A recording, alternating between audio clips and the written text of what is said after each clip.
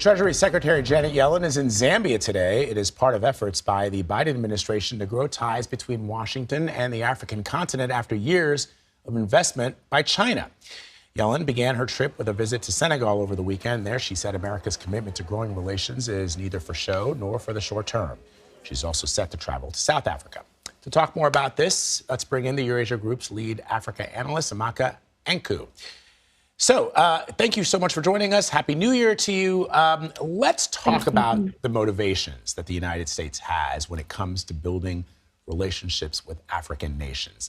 What's behind it?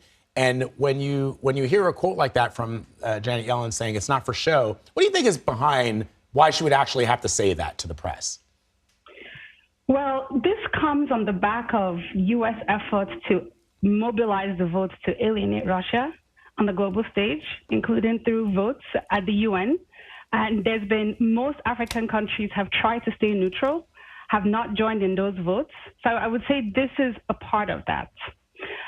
But the context here, I think it's important to note that first of all, every country has to pursue their interests, right, abroad. And American interests in Africa have often been focused on promoting its values, democracy, rights. And one thing that America has been hearing a lot from its African partners is that they want the U.S. to focus a little bit more on ensuring concrete economic outcomes, roads, bridges, the kinds of things that would help development. And I think that's a part of what they're trying to pivot to. The previous administration, the Trump administration, had this whole America First thing. He was not very interested in forging connections in Africa. But when President Biden became the president, it was unclear if the administration had a particular policy or strategy. So now we're a couple years in. Does the U.S. have a clear policy in regards to Africa? And if it does, how does it compare to previous administrations? I think that's a great question. I think the Trump strategy was clearly counter China in Africa. Okay. And I think obviously, as we've just been discussing, that continues to be a part of the motivation.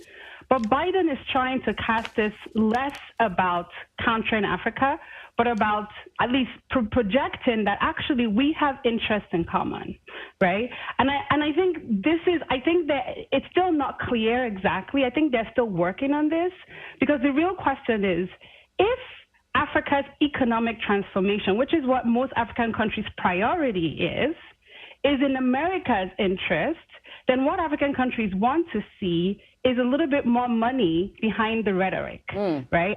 And I do think that this is a part of why, if you look at Yellen's trip, she's doing things like visiting inaugurations for electricity plants, right? She's in South Africa. She's going to be talking to the people who are trying to finance the transition from reliance on coal, right? So I think there is an effort to shift a little bit more from the rights and transparency and democracy focus to a bit more of an economic focus, which is what African countries are asking for.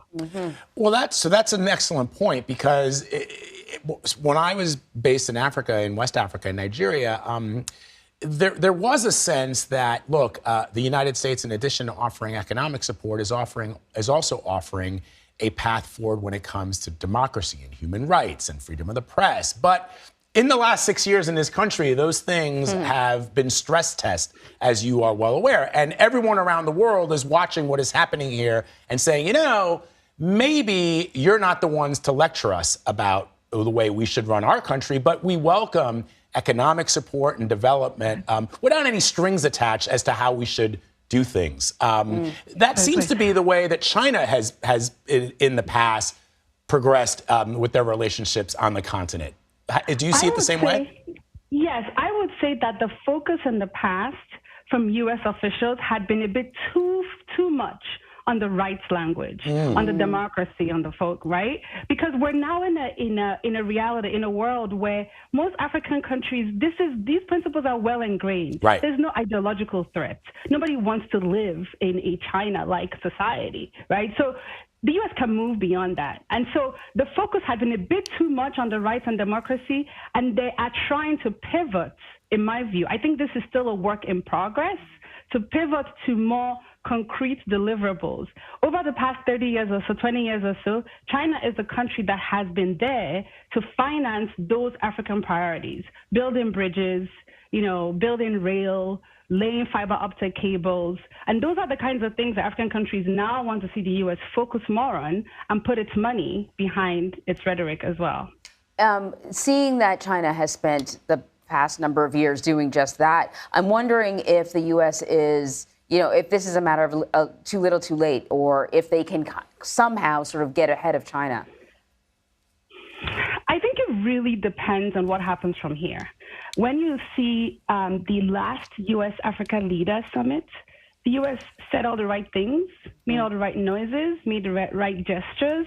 I think the U.S., because it's a private sector-led economy, it's one thing for the U.S. government to come out and say these things, right? But a lot of that financing commitments they're making depend on American businesses seeing Africa as a place of opportunity for business, right?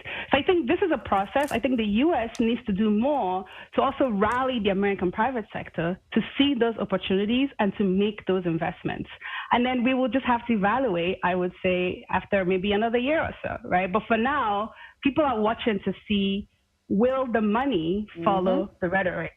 Put your money where your mouth is. That's what they say. Amaka Anku, thank you so much. Thank you for having me.